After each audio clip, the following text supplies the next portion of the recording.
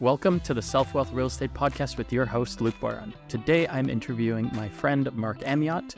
He is a real estate investor in Ottawa, Ontario. He's also works full-time for the government, and yet he's able to do quite significant work. So he talks about his background, starting off doing his first flip in real estate, talks about duplex conversions, triplexes he has, and all the work he's done there, buying properties privately, etc. And then he talks about large developments that he's getting into, building a 20 and a 22 unit building right now. He talks about the best and worst deal he's ever done, as always, and the lessons he's learned from that. So you're not going to want to miss those. So thanks for listening and enjoy the episode.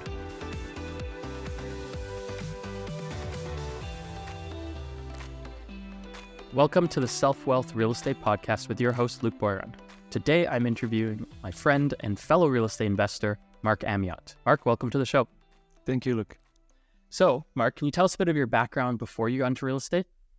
Yeah, for sure. Actually, I'm a government employee. So for 15 years, I worked for the RCMP in various roles, actually. So I started in New Brunswick, where I did a lot of First Nation communities policing. And then I moved out to did big city because I moved to Vancouver afterward.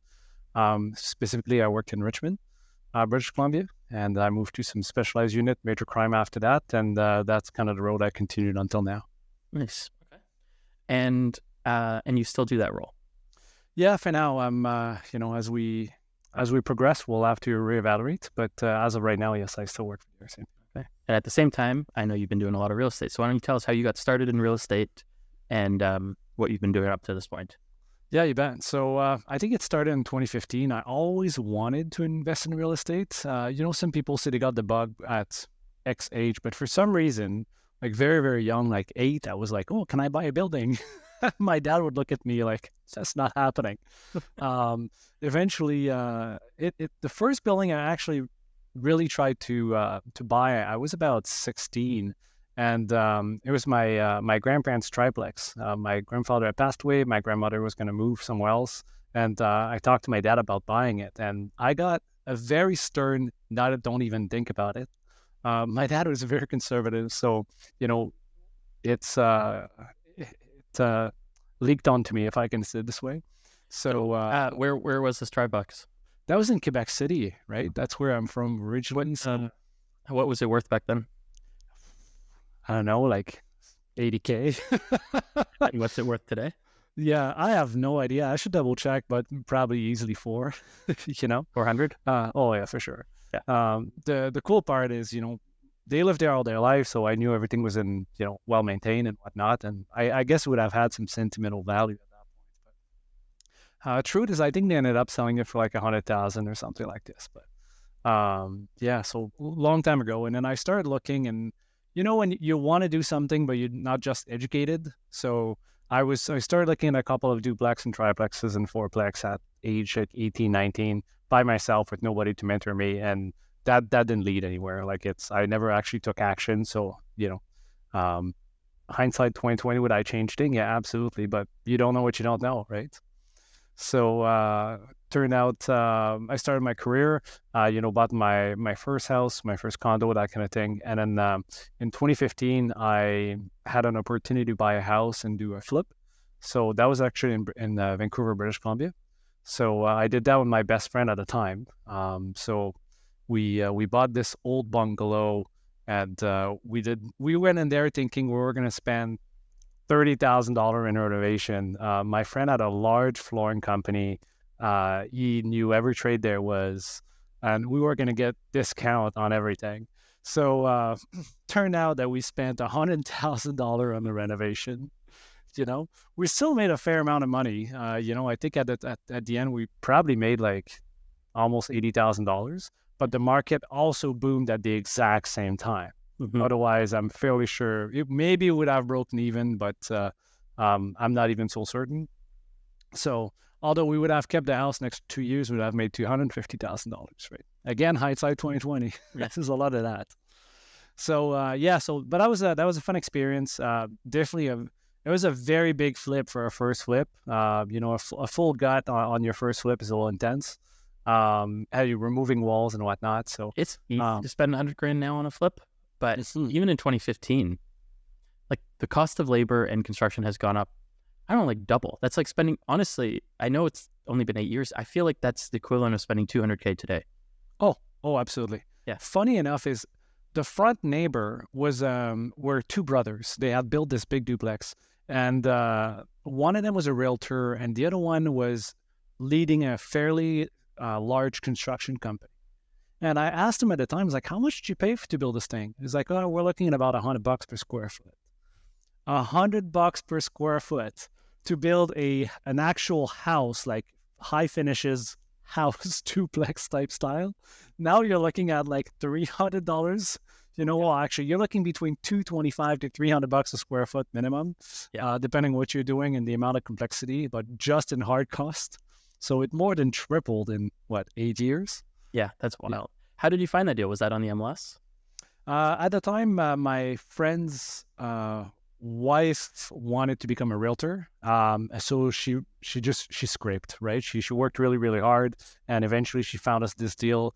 I think just before it hit the MLS, and then that's where we got it. We swooped in right away, and we've been looking for a while, so we knew the value of what we were buying. So we probably got I would say, I think if it had really hit the market, we probably got like a $40,000 discount on our property, if I'd guess about that. Right. Yeah. So from there, did that flip, then moved to Ottawa in 2016. And then that's where it really started. My wife wanted to buy a house. I wanted to buy a townhouse because I'm very conservative financially. And, she's like, oh, you always wanted to buy more properties. Why don't we buy the house, live in it, and then you can buy the townhouse as a rental? I was like, yeah, sure. That sounds like a great idea. When you know nothing about or very little about renting properties, you think the maths are going to add up. And at the time, I was like, hey, it pays for the insurance and it pays for the mortgage, and the taxes, so I'm good.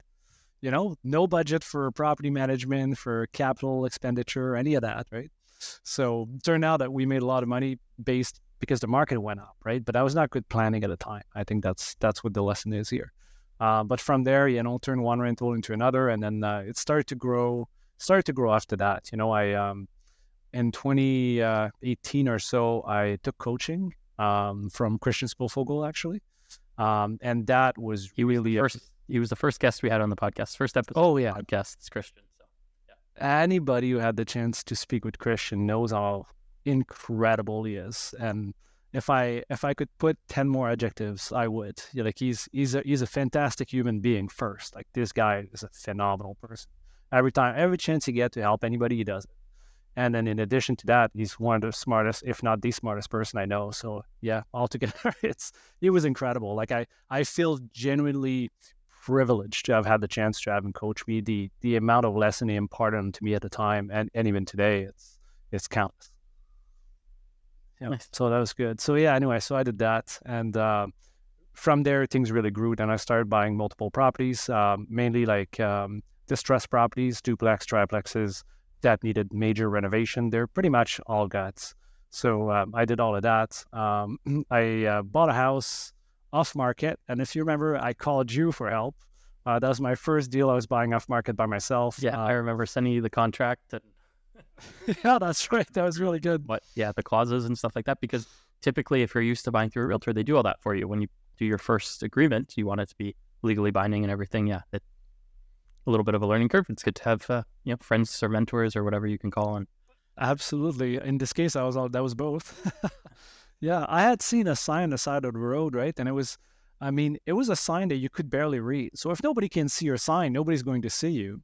So I got out of my car blocking traffic to go get the phone number, and then I got back in my car, called the guy, and he's like, oh yeah, I live there, and so I went to go see the house that was super close by, and and from there, when it came to time to do the paperwork, I was a little confused. There was a couple of lines where I wasn't sure, so that's where I reached out, and it's good that I did, because I remember you did fix a couple of mistakes that you found on the contract that I had, for sure. Well, and it's even just having access to the legal description and things like that on some of the databases, things like that you that's why we have friends. We work.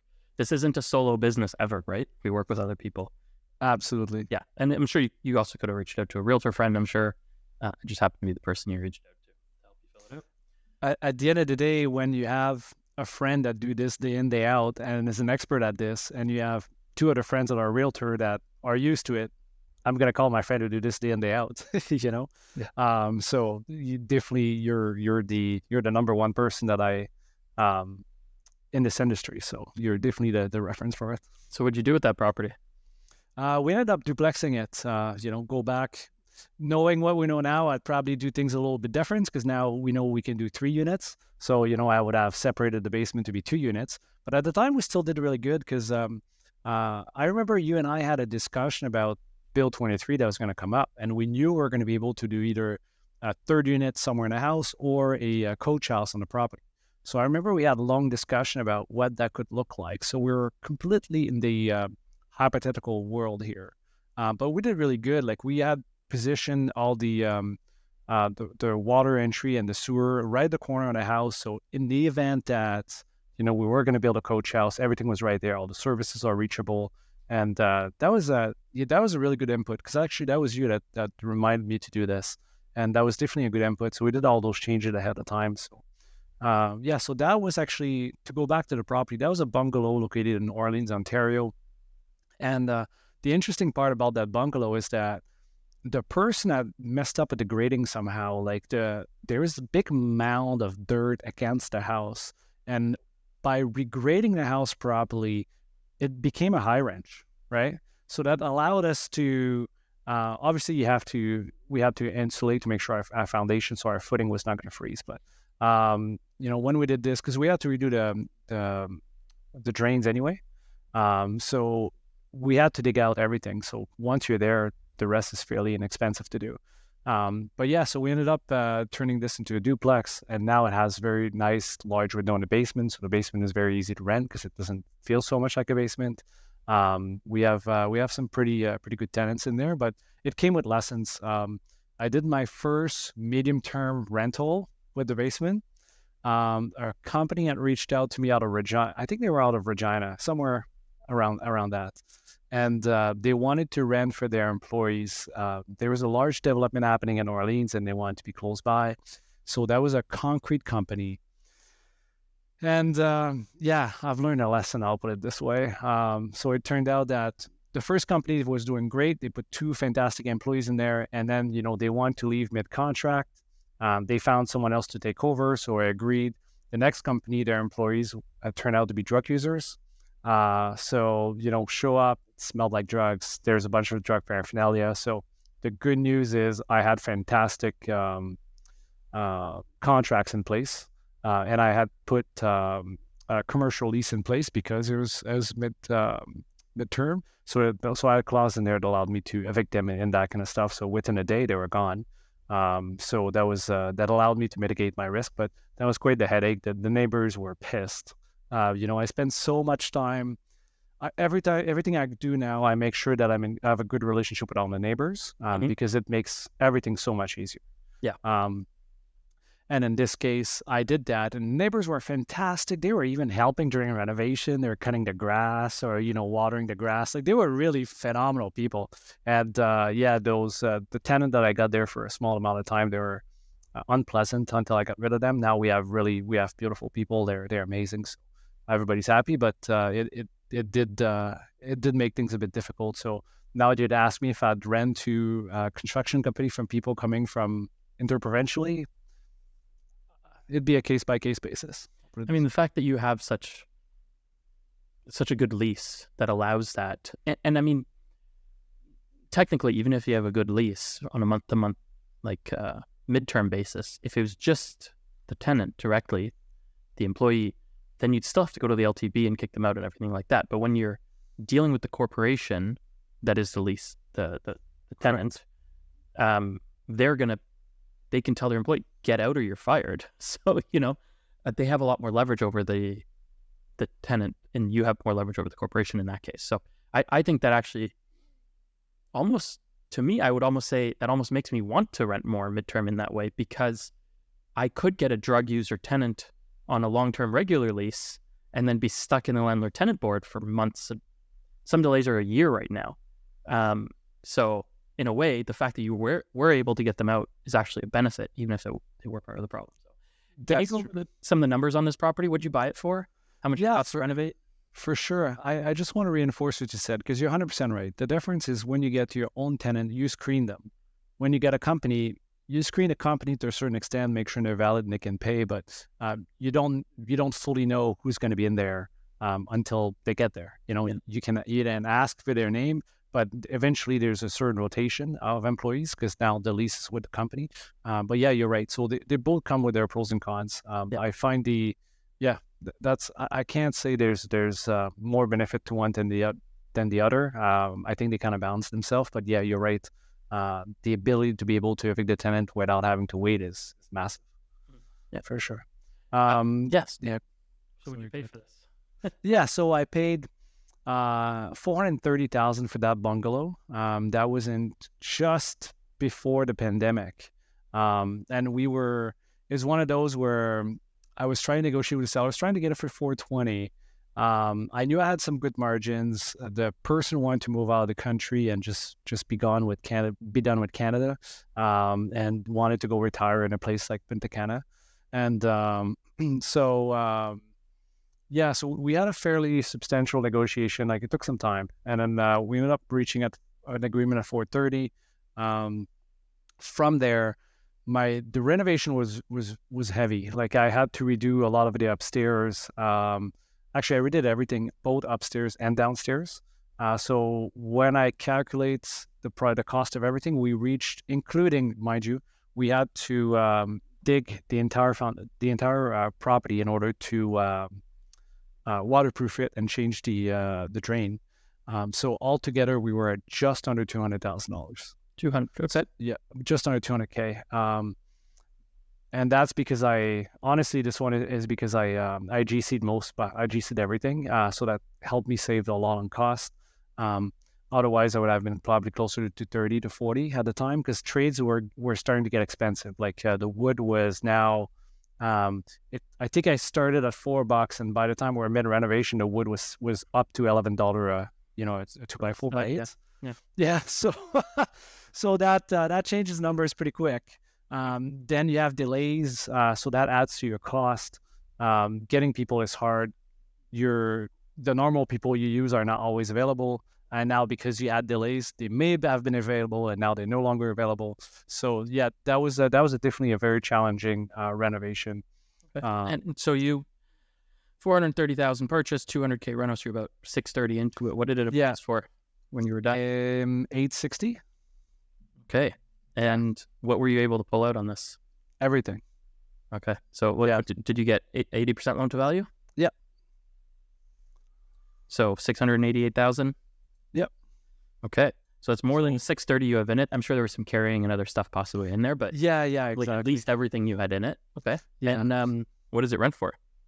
So that one's very good. So you see upstairs now I have older people that had certain requirements, so I adapted to that. They wanted because the heat, because the building is so energy efficient since I did the renovation, upstairs is rented, everything inclusive, meaning like internet, TV, electricity, heating, water, everything, for $2,550 a month, and downstairs is at $2,200. And downstairs pays their own hydro? No, everything's included. Okay, is it just one hydrometer? Yeah, so that's the thing. So actually I have 2 hydrometers, but I include it because at the end of the day, there's a boiler in that property. Mm-hmm. So the boiler does the heating and both of the water and the property itself for upstairs and downstairs. The result is that the heating bills are really, really low. That boiler is so efficient. The worst month of the year is $100 a month. And it's a gas boiler? Yes, that's correct. So for that reason, it made sense to include utilities. Obviously, we had certain criteria to the electricity just to make sure people don't start a Bitcoin operation in the unit. Yeah. But we've never passed the threshold that we put for safety. Yeah. No, I usually, even in this case, would include gas. Like, I would include heat, but not electricity necessarily, if I have the separate meters. And I would just, even on a house where I have a furnace with AC that's central for 2 units, I typically will just tell the tenants, like, hey, The furnace fan is on the upstairs unit, or typically the downstairs unit. The furnace fan is on the downstairs unit. The AC is on the upstairs unit. So it may not be perfect, but it's relatively well split. So I'm just informing you of this, but you're paying the hydro bill, and the furnace fan is on your unit, basement tenant. The AC fan, the AC unit is on your, you're using the AC more upstairs unit. It's on your electricity bill, FYI. Yeah. Nobody's had an issue with that because it's kind of split. The beauty of a boiler like the one I did is that you can have control zones. Yes, for sure. But what I mean is that's mostly gas. There's very little electricity used for your boiler. Oh, so I would just put that on one of the tenants, be like, FYI, the boiler's pump, which doesn't use much power, is on your unit. And they'd be like, what's that going to cost me? I'm like, probably a couple bucks a month, like $5 a month. By the way, you're accepting that by signing this lease.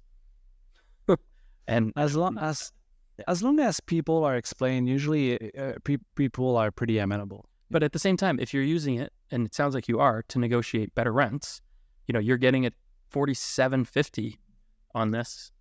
That's good rent. Yeah, it is very good rent. The thing is, the idea here was to create value. So upstairs wanted TV and internet included. Mm-hmm. So I charged him, I was like, okay, well, I can arrange that. So I did this. Now I have it for that unit. So might as well include it downstairs because I'm already paying for it. Yeah. Right. So there, it becomes like a $50 to $100 value. So the tenant, then both tenants are happy. The upstairs, you just have to adapt sometime, right? Upstairs wanted no headache. They wanted some very clear specification. They're older people. They need some more. They needed a bit of time to be explained certain things. Like they wanted to know how the TV worked and that kind of stuff, right? So it's that. But once they're settled, it's the best you can hope for, right? So they're great people. If they have a question, they call you. They take care of the property, so everything is good. That's a good property, honestly. The builds were good. Really happy with the renovation. You came in and see it actually, if I remember properly. And it rents well. Even when the interest went up, I had no concern. When the interest went up, I renewed at 5%, and I was still positive. Versus a lot of people during that period of time that bought properties are now underwater today. And you still have the ability in the future to build a coach house. Yeah, exactly. So there's 3 properties I own now that I can do coach houses at. Mm-hmm. It's not been on my radar just because the time that it would take, for the result, I guess, or for the income. Yeah. But absolutely. It's definitely a plus. The space is there, and enlarging the parking wouldn't be an issue. So it's altogether, there's a lot of option with that property. Yeah, the parking's a big thing for sure. And I do find, as I think about the way, the new rules are coming in that allow for 3 units, I do find where I can, it does make sense to put 3 units within the main building, but coach houses still rent well. I have one that I built that's 420 square feet, junior 1-bedroom. It's nice. I tried to keep costs by building it on helical piles with an insulated floor package instead of doing like a concrete slab or a basement. So that kept costs down. I don't know exactly what it ended up costing me. Somewhere between 150 and 180,000 is what I'd expect. Built 420 square foot, brand new coach house, all in, including hooking up the plumbing and sewer and everything like that. But it rents for $1,750 plus hydro, and hydro is their heat source. So I'm only paying water for that unit. They pay their own electricity. $1,750 for a 420 square foot house. They do rent well. They're a nice detached house. It's got a bit of its own yard. It's kind of got, this particular one has kind of a separate entrance off of the corner lot. For walkway, parks on the main driveway, you walk along the side. So it's got a nice, it almost feels like you have your own house in that neighborhood. Yeah. And that's hard to find, anywhere in that price point. So, and it's brand new. So $1,750 a month for a tiny little place is pretty good rent compared to the construction cost on that. Oh yeah. Like people have their own place, right? There's nobody above, nobody inside. It's a huge plus, I think. There's also something to be said about how efficient you are. Being able to build it for that price. You need to be very efficient, which you are. Like I know you, and you're not somebody who takes things lightly. You're very efficient at what you do, and I mean that's just another example of your abilities. Yeah, I have another one in Rockland that I'd like to build on at some point. It's a raised bungalow similar to yours, a very big lot, backs onto a park. I think 75 by 150, and I'm. The rules are probably changing very shortly, right? To allow the 3 units there. They're a little behind on updating their bylaws, but they'll have to. And I'm debating what I want to build back there because I run the plumbing to the back wall. It's already a legal duplex. The tenants' leases all say that it allows them that I'm allowed to take over the part of the backyard to build a coach house. And this one has a double wide driveway and a single wide driveway. So there's room for, 3 tenants to park without moving other cars. And I could build, assuming the city allows it, technically you could build something as small as 200 square feet and still meet building code. Or I could build the maximum they'd allow, which might be around 800 square feet here, and try to squeeze a 2 or 3 bedroom unit into 800 square feet. I mean, I've seen condos in Toronto that are 640 square feet, 3 bedrooms, So it's got to be possible to build an 800 square foot 3 bed or 2+ den. Oh, yeah. So cost-wise to build, the question is how much more will it rent for and is it worth the return? And that's, you don't always know until you're done the project or you've done a few on exactly how much that's going to come out at. So yeah, the parking can also has to be considered. So, if you have 3 bedrooms, you have more chance of having, 2 cars, or you can also get an application where it's 3 adults and now it's 3 cars. Yeah, technically they have a single driveway that almost drives all the way to the back. So they could, they'd have to be moving their own cars, but they could park 3 in length probably. Oh, interesting. Yeah. So in theory, it could work. Oh, that's really good. Well, when we should have a discussion because that could be an opportunity. Maybe you build mine at the same time. Yeah, yours is tighter, so you'd probably build something on the smaller footprint. But that's kind of what I was saying about the 420 square foot junior 1 bedroom being still renting for $1,750. Even if you had a 250 square foot bachelor, I still feel that rent $1,200 to $1,400 because it's somewhere to live where you have your own little house. Especially if you have like a little cat or a dog, you want a little bit of a yard for them, but you don't want to be. You don't want to be in a basement and all that stuff. Yep. Yeah, I agree. The and the rents are. I was surprised by the rent in Rockland and the area. It like everywhere else, like it went up like fairly substantially. It's I wish we lived in a world where everything would stay where it was before. I'd much rather people pay less rent and the construction and acquisition of everything being cheaper. Yeah, everybody would have a better life. But it just got to a point where everything got so expensive, rent had to follow. Otherwise, it's impossible to put new units on the market. And then if we don't put new units on the market, everything gets worse for everyone. Well, I mean, some of it is even the build cost. One of the things about, when I'm debating, let's say, building 200 square feet versus building 800, is there's so many requirements in building code that some of them are really unnecessary. Like every unit, we have to install an HRV now. Heat recovery ventilation unit. It's several $1,000s to install one. Usually it's with ducting, so they run ducting into like the bathroom fan and stuff like that. And the idea behind that is now houses are built so well insulated because they've increased the insulation requirements in building code that they don't breathe enough. And there can be too high of a moisture content in the house if you're taking showers and you don't have separate ventilation. I guess the idea is even if you turn the bathroom fan on, the houses are so well sealed that they're not sucking air in from outside. Yeah. Right? And I get that, but first of all, they take up a lot of room, the HRV. They're usually bulky units. So, if you build it tall enough, you might be able to fit it high enough in the space, but it eats into the space. It makes noise in a small space. You hear it. So probably it would be off most of the time if you lived there. And we never needed them before because if you need a little bit of fresh air, you open a window for half an hour. Even in the winter, you open the window for a little bit, let a little bit of fresh air in once a month, and you're fine, right? And there's also the way Ontario Building Code gets translated at the municipal level isn't perfect. So there's very small HRVs that are just through the wall, but I've yet to see a municipality or building inspector allow us to install one of those, which would be sufficient for the space, but they don't allow us to install them. So all these things add to the cost so much. That's the way the Ontario Building Code and actually any legislation coming from the province and then when you go to the city rarely translate very well.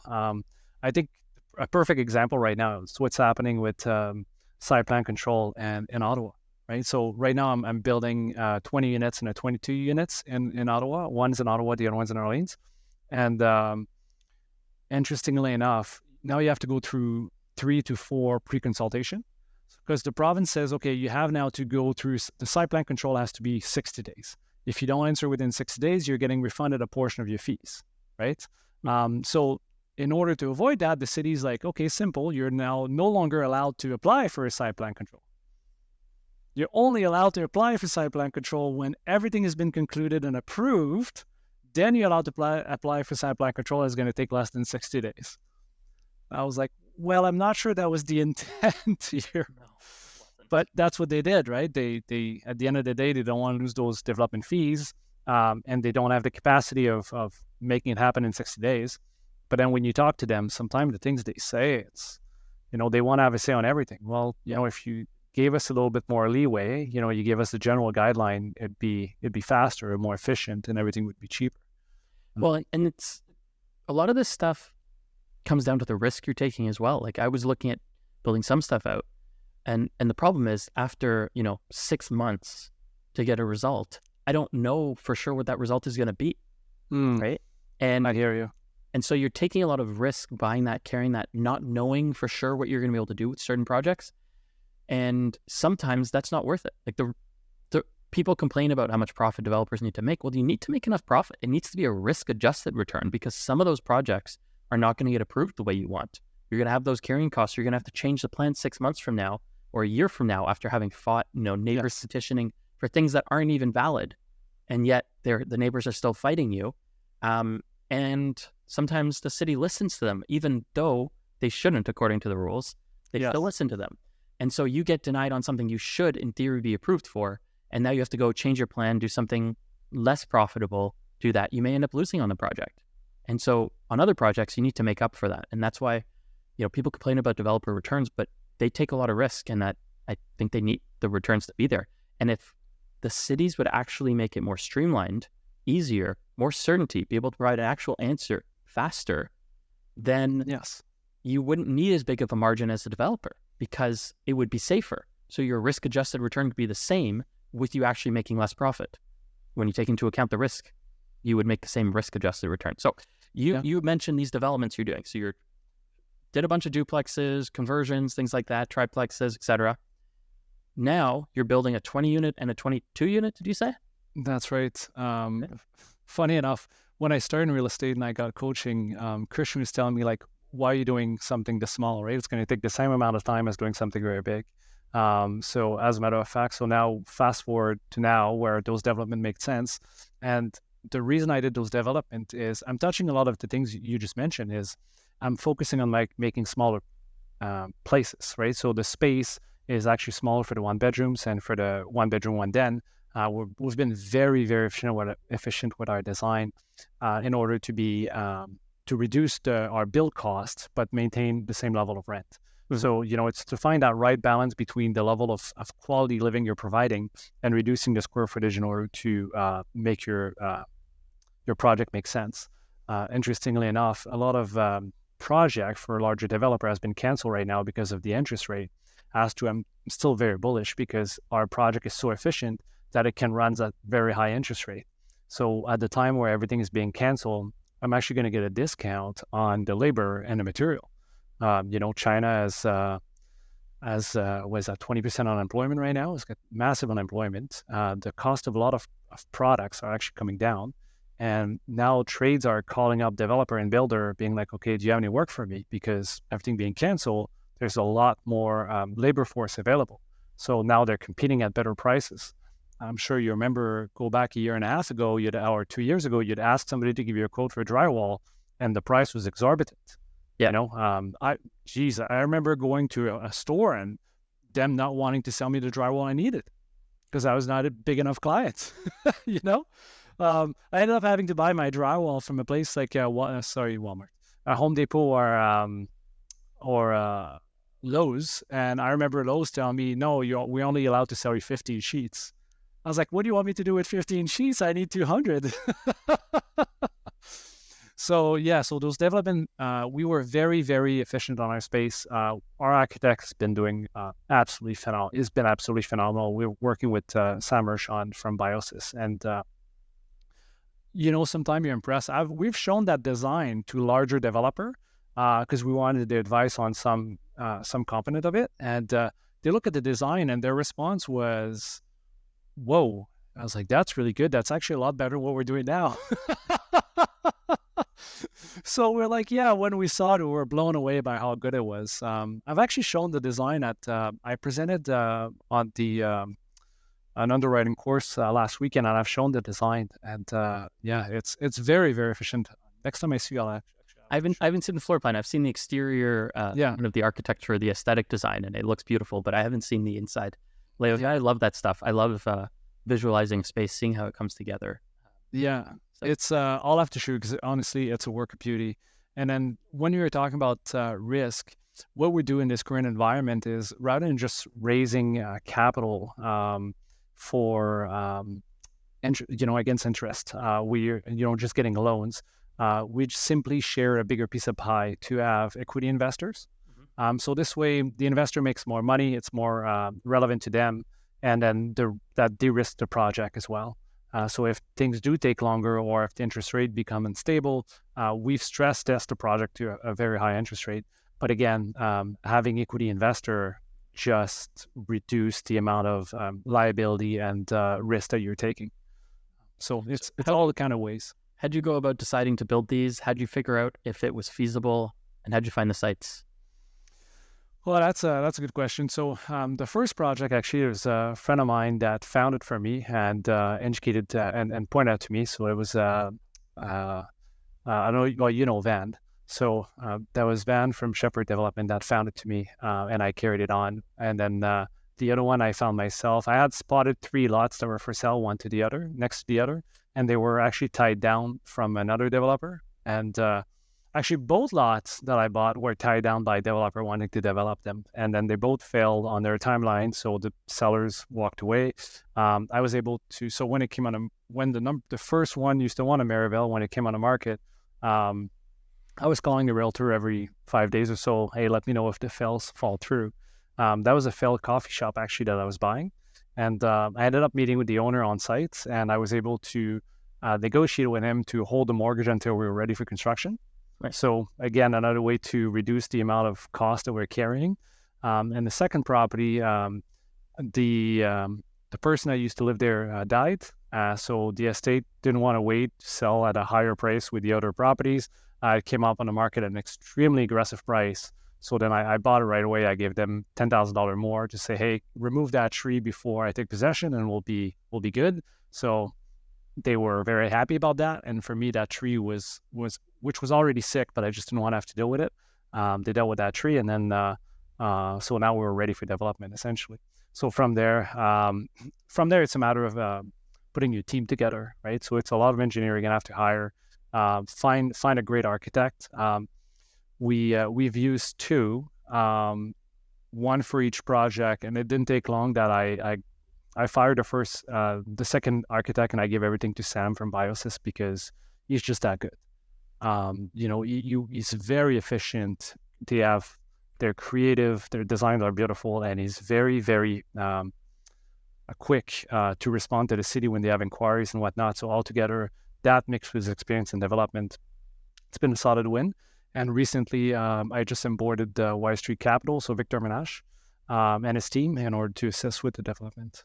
I don't like leaving anything to chance, so having a team with a vast amount of experience that have done that time and time and time again was the right way to go. So how long do you think it's going to take you from the time you closed on the properties until you break ground? Yeah, so the first property I actually didn't close on it yet because he's holding on the we're holding closing date until we're ready to build. From the time you sign the contract. Yeah, that sounds good. Break ground. Yeah. So we signed a contract in early fall, late summer, early fall, and then we're doing right now. We did our schematic designs. So from here, we just did our first pre-consult with the city. So if I talk about the first project, first pre-consult, I'm expecting we're gonna have a second pre-consult probably the first or second week of January, and I'm hoping to be out of site plan by August or September. At that point, we'll start construction. I've already talked to several builders, and so they're planning approximately 14 months, 12 to 14 months to build this. Initially in my pro forma, I actually thought it was going to be longer. I was putting 18 months, but I wasn't. I was told that it was going to be a lot faster than that. So that was really good. Do you think news. You think you're leasing up units about 3 years from when you sign the contract? No, less than that. 2.5 years. Okay. Yeah, about that. And then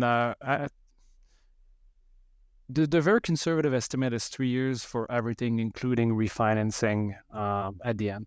I use the term refinancing. I should use the term permanent financing. The good news is we're going for something that most people probably don't know. So if you use MLI Select program, you can get a loan for construction under that program, right? So again, they're going to loan up to 90% of construction costs, total cost. Yeah. And the beauty of it is the moment you get approved for the construction loans, you're automatically approved for the permanent financing at the end. The one thing to be mindful of, though, is if the interest rates go up, you were pre-approved at the interest rate at the time of your construction financing. So you might have to you might have to come up with a balloon payment in order to reduce your interest rate. But if interest rate go down, then again, you're golden. Mm-hmm. So yeah, so that's a good thing about it. So you don't have to worry so much about your permanent financing at the moment you get started. Nice. Okay, awesome. Well, we'll have to have you back on the podcast when you're further along with the project or when it's almost completed to see what lessons you've learned from it and how well it's going. Let's move on to the next section of our show where we talk about your best and worst deals or favorite and least favorite that you've ever done. Do you want to start with the best deal you've ever done? The best deal. I think every property that I bought after I started to be very serious at the game, they're all best deals. They're all 100% BRRRR. Like within, a year, everything was finished or so, and then we got all of our money back and then some. So one of my favorite one, I think, is one of the first one. It's a triplex I bought in Rockland. I paid $355 at the time. So when it came on MLS, that was showing a duplex. And I'm reading the description, and the description is very confusing. And I love confusion. So I ended up calling the realtor, and I was like, hey, can you tell me what's going on here? Is that a duplex or a triplex? And they go, well, it's a duplex plus a non-conforming unit. And I'm like, oh, really? So then I start looking into this. And when you look at the description and the way the city understands, it's not a triplex nor a duplex. It's two semis, and one of the semi has a basement suite. So everything's actually super legal. But the seller thinks it's a duplex with, a non-conforming unit. So I give him his price, and then the beauty is I had two tenants that were paying wildly under market rent, and then one unit was empty. So I did my math. I was like, okay, if the two that are paying significantly under market rent stays, and I renovate the first one, does everything work? And as a matter of fact, the moment I renovate the first one and I rent it, I was cash flowing. Because I'm not one to play, ethics is very important to me, and I'm not going to play dirty game to get tenants out when they pay on time and they're non-problematic. Eventually, one of the tenants became problematic and she decided to leave. It was quite intense. She had a boyfriend that was creating a lot of problems, and it ended up doing an overdose in the unit. So after that event, we had a chat and she agreed to leave. So when that happened, renovated that unit. Now building was cash flowing even better. So that was really, really good. And the last tenant who's there, she's probably, to give you an idea, she's probably $600 a month under market rent. And I have no intention of putting any pressure whatsoever for her to leave. She's a fantastic tenant. I ended up hiring her to help me with a bunch of other things because she's that great. And honestly, by far my favorite property. Cash flow is about just over $1,000 a month once I calculate all my expenses, my capital expenditure, my property management, and everything else. And I have two double driveways, so I can easily add a coach house at the back. Right. So that was the property I was mentioning. So that one's really good. And then I did another one similar to that I really, really enjoyed. It was a duplex. The price, that was a duplex with 2 gas meter, 2 hydrometer, everything was separate. Again, they called it a duplex, and I look at the definition and by the Rockland bylaw, and it's 2 semis, because they see it as if it's separated by a vertical wall. It's they're semi-detached. They're long semis, but they're semi-detached. So one was the cinder block sort of build, and they added an addition a few years later. But at the end of the day, it was I'll call it a duplex to make it easy, but it was very distressed. We wanted there was holes in the wall in both units and whatnot, and it was really rough. Both tenants agreed to leave because they realized the units were no longer sustainable, and they were looking for a change. They were looking for something cleaner. There's just not many units available at the time, so we renovated both units. There was asbestos in the attic, and that scared the previous buyers, because the previous buyer walked away on the asbestos. I made an offer below asking price, and I ended up paying, listen to this, $310,000 for the front unit was a 2-bedroom apartment with a 6-foot crawl space, and the other was a 3-bedroom unit on 2 floors. $310,000. Wow. So then we renovated everything. We took a partner on this one. I gave him I didn't need to take a partner. I took a partner to build a relationship. It's somebody I had a long relation. Can I say that word? Relationship with, and at the end of the day, by taking him on and giving him 50% of the deal, I knew I was going to be a full burr, and I was essentially giving almost $100,000. But I figured that it was safer for me because I was doing a bunch of other renovation at the same time, and it was a great way of reinforcing and building on that relationship. And as a matter of fact, he got all of his money back. His return was exceptional. He was super happy. And when I started my 22 unit, guess who raised his hand and says, "I'll provide all the capital for it," right? So that was, in hindsight 2020, that was the perfect move. But so that's one of the lessons you learned, is it's worth giving up a little more sometimes. I think it's also, in hindsight, you having done this kind of before the market shifted, interest rates went up, you put yourself in a better position because you're not tying up your cash in this project. So you have more of your cash available to protect your other projects. So you're more, you have a more sustainable business because you're not over leveraged. So I think that is a good way of doing it. What other lessons do you think you learned from these 2 projects? Having a good team in place, for renovations, like trying to get somebody off Facebook last minute is just not the way to go. I ended up building my own renovation company after this because the team I put together worked so well that I was able to create a renovation from that. But yeah, a couple of things is when it comes to, I think one big lesson is exactly what you mentioned, control your cash reserve, because as the interest rate went up, I had to refinance one of them at a higher interest rate. We're still cash flowing. We're still in the green. The investor is super happy about it because he sees what's happening to the market. And yet we look around and, we have common friends that nearly bankrupted because they did too much at the same time. They didn't plan ahead for the amount of cash they're going to need. Then, it took immense amount of delays because people are not getting paid. And then all those other people, now a bunch of investors are bankrupting left, right, and center because they were not, a lot of them is because they took too much debt. Right? They didn't want to take equity investors. They were trying to get every dollar on every deal, and now that led to this, right? So I think that sharing a good piece of the pie is the way to go if you want to have a sustainable business. And at the end of the day, to cite what's his name, Mark Cuban's, I'd rather own half a watermelon than a full grape. So yeah, you're right on it. I think that's the biggest lesson I've learned from that. Okay, well, let's move on to talk about your worst deal that you've ever done. And nobody ever have a bad deal. What are you talking about? Well, that's where we learn the most lessons. I've done 3 bad deals, and they've helped me do better on my good deals, right? That's right. It's not always sunshine and rainbow.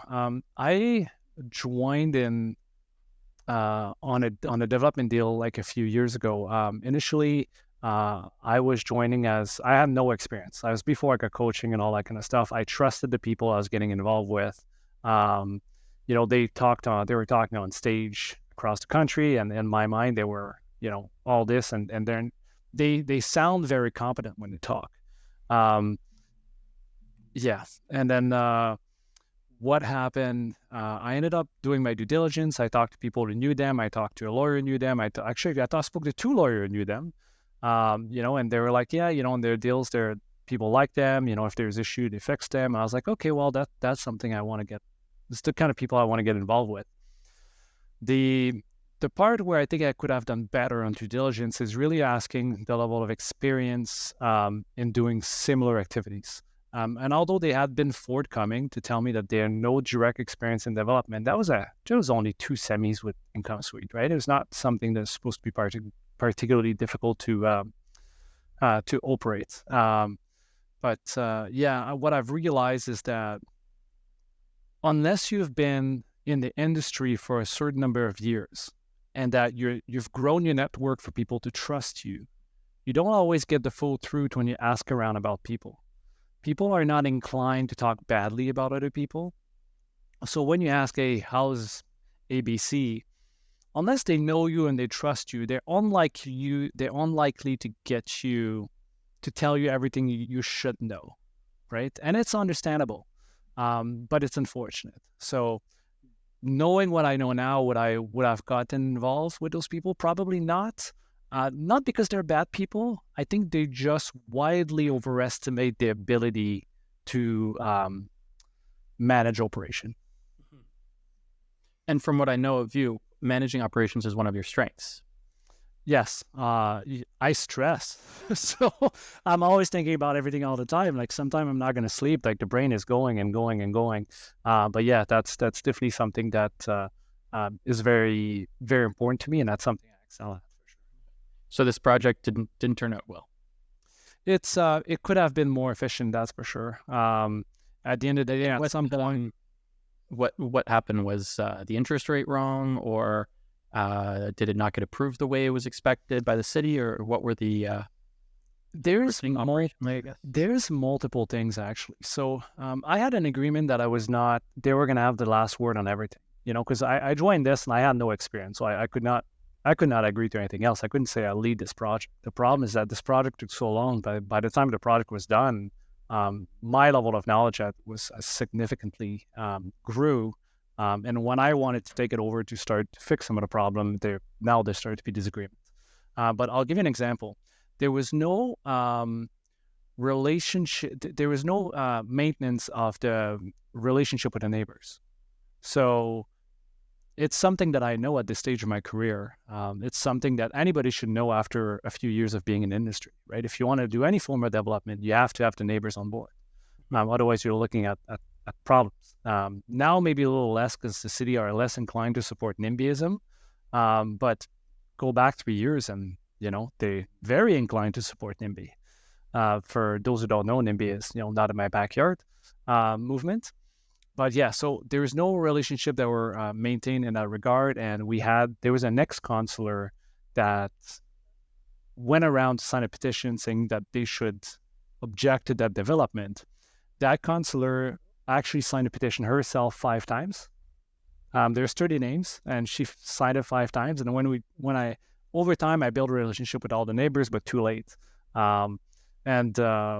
The neighbors were like, oh, we thought you were building like an apartment tower. And I was like, what? Well, when we signed that petition, that's what she told us. I was like, oh, okay, I see. Right. So they delayed the project a lot with this. They ended up approving it. And that ex-councillor, honestly, I think that person may have some mental challenge by now, and she ended up convincing an old lady on the street to go to court to object our project. So she spent $1,000, the $1,000 for the application to object the project, but that ballooned for us at a $40,000 legal cost. She pretended that she didn't speak English, when she was perfectly bilingual. So now all the documents had to be translated for her. A bunch of things like that. So I didn't pick the lawyer. The lawyer is great, but we should have picked a French firm, to avoid a cost of translating documents. All kind of things like that. So there was an immense amount of delay, which essentially made the carrying cost grow and grow and grow. So there was investors in that project. They made money because that project, I prefer the equity model where the investors makes more money. But again, I was not running that project, and so we took loans. So I made sure that everybody not only was whole, but that everybody made the interest rate they were supposed to make. And then myself and the other investor took the loss. But yeah, so there was a lot of factors: bad maintenance of relationships or interaction with the neighbors, delays after delays after delays, and the builder lost a lot of resources and labor and workers, which created more delays. Cost of wood went up at the same time, and then interest rate went up at the same time. So we got kind of caught in that storm. Versus if we would have been very efficient from the beginning, I think we could have beat the storm. Yeah. But unfortunately, delays brought us right into the storm, which brought us to a project that it concluded positively in the sense that we finished it and then we decided to sell it and then end the relationship. But it turned out into a loss for sure. So the lessons I'm seeing is make sure you get neighbors on board, keep a tight management of operations. Correct. And make sure you understand who you're getting in bed with. Yes. The last one definitely well, actually they're all extremely important. I can't say the last one is more than the other ones. Like they're if you can't, if you don't maintain all of those points to a T, you're going to run into problems. Yeah, absolutely. Okay.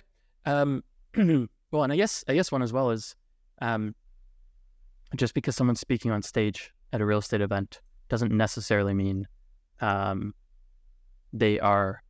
Some people have the confidence to speak. I've seen this, well outside of your situation. Many people speaking on stages at events who are much better at either raising money or just convincing people that they're excellent at what they do, rather than actually being excellent at what they do. And there's, I see this all the time in real estate, where you have people who are good at raising money and you have people who are good at operating real estate. They're not always the same people. Some people are just, some people raise money well, but they don't actually know that much about real estate. And there's a lot of that fake it till you make it. You definitely see some of those personalities in real estate where people talk a big game. They don't actually have that experience they pretend to have, or they're able to kind of bluff and misdirect to make you believe they're significantly more experienced. But because of that, they then convince you to invest with them. Whereas on the other side, you have people who are very humble. They don't talk necessarily unless, prompted about what they're doing, but they're significantly better at the real estate side. And sometimes those people have more trouble actually raising money for the projects they want to raise money for, but they're actually much better at creating better returns on the real estate. So what you want to find is a person who's good at operating real estate. Some people are good at both, but you won't always find that just because they're good at talking about it doesn't mean they're actually good at the real estate side. And that's who you want to be investing with, people who are actually good at operating the real estate, getting the project done efficiently. Absolutely. I completely agree. I simply completely agree. It's the fake it until you make it right now. The movement is insane. Like I'm listening to people, and everybody now is a multifamily expert. How many multifamily do you own? 7. Oh, you own 7 multifamily? Where? Oh, they all duplexes. Okay, let's work on vocabulary here. Right? 7's already better than some of them. Some of them just take a coaching program, have never bought a multifamily property, and get certified as a coach with the program, but they've never done it, and that's that's concerning. Be careful of as well. That's unfortunately right now it's everywhere. It's there's so much due diligence to do, and it's hard to make your due diligence when you don't know what you don't know. Yes, you're buying a car. You have an idea of where to find the information, right? You can go online, you can do some research, all this, all that. But real estate is so complex. There's just so many moving parts. And in addition to all the moving parts, you have all the moving players. So finding, and everybody has something to gain from you. You know what I mean? Yeah. So when you're a newbie, all those, there's too many people, call them the predators. They have something to sell you. So they're going to give you some of the information. Sometimes they're not going to lie, but they're not going to give you all the information that you need. Yeah. Right. So it's difficult to find the right people. But I think there's once you start, take Oreo, for example. Right. I think that's a great place to start. It's a nonprofit. That's the reason I went where in the first place. Right. Oreo's the Ottawa real estate investor organization. Yes. Yeah. So I joined that thing because it was nonprofit. So I was like, okay, well, nobody's going to try to make money on my back. Now I'm on the board of director with the organization, and we help educate people. What a great place to start. Yeah. And then from there you can build some knowledge, you can make some relationship, and now at least you're grounded, so you know where to start looking for information. So you're in a much better place to do your due diligence. So yeah, for anybody in Ottawa, if you're looking at a place to start, I think that's the only place that for sure people are not going to try to make money on you, because it's a nonprofit. Yeah, and just like anywhere, you still have to be careful of, if someone's on stage, you still have to be careful of taking their advice. It's not like, it's not like the Oreo executives have done business with everyone on stage and has seen the internal workings of how they do developments or whatever. They don't. Yeah. So, you do your best, of course, but you still have to take everything with a grain of salt and do your own research. Oh, yeah. You can't rely on other people for all of that. So that being said, let's move on to the final segment of our show with our final questions. First of all, what has changed about your approach to real estate investing with your experience? Wow, everything. I think right now the main thing is I focus on who has similar values to mine before I align myself with them. Once the values are aligned and the goals are aligned, things are fairly simple. Before I was focused on what can I do that can make money, and then I was willing to sacrifice not ethical values, but I'd be willing to get into business with people who had the same goal but not necessarily the same values, right? Now aligning people who have the same mindset and have the same values is extremely important to me. I have no interest of doing business with people who are not ethical. So I will miss on opportunities for that reason if need be. It's just I have to stay true to what I believe in. So that's one major factor. The other one is my ability to do due diligence. It's night and day compared to what it was before, right? And then finding that right balance between risk mitigation, and reward is also something that, unless you've been doing it for years, it's not that it's complicated, but you need to learn it. You need to learn how to do your due diligence. You need to learn how to mitigate risk, and it's something that I use every single day now. I'm not so worried about the math part of it. The maths are simple. You know what I mean? Now, don't get me wrong. Some maths are extremely complicated. I'll show you the math on the 22 and the 20 and the 20 unit building. They're not simple. But once that's figured out, that's technicality, right? The risk is more flexible. It's something that it's more of a gray zone, So, okay, well, how am I going to mitigate this risk? Well, if I do this, there's a high likelihood. Let's say there's a high risk of something happening, but then the consequence is minimal. It's not that important. Versus if I have something that has minimal chance of happening, but the consequence is disastrous. Okay, well, then what's really the odd of this happening? And then you got to find a sort of a way to navigate this, and then it's how you make money. Once you're wealthy, people take unbalanced risks, right? Much higher likelihood of having a positive result with a low likelihood of having a negative result. And often that negative result is actually just a lower return, but not even a loss, right? So yes, unbalanced risks in your favor are what you're looking for to be successful. Yeah. That's a good way of putting it. And it's easier as your portfolio grow, right? If you have it, one unit that's vacant and all you own is one rental property, a single house, and now it's vacant, it's 100% vacancy you have right now, right? When you have a portfolio of even like 10 doors, right? And one unit doesn't have a tenant. Well, it's only a 10% vacancy. Yes. Right. So I find that it's as you grow, things get easier. But at the beginning, like you're scrambling and you're working really hard and you're wondering if that's going to work out. But I mean, once you get established, things are a lot easier because now building relationship is easier, finding the right resources is easier. So yeah, cool. That's all those points. Okay. Next question. If you could go back in time, what's one piece of advice you'd have for a younger you?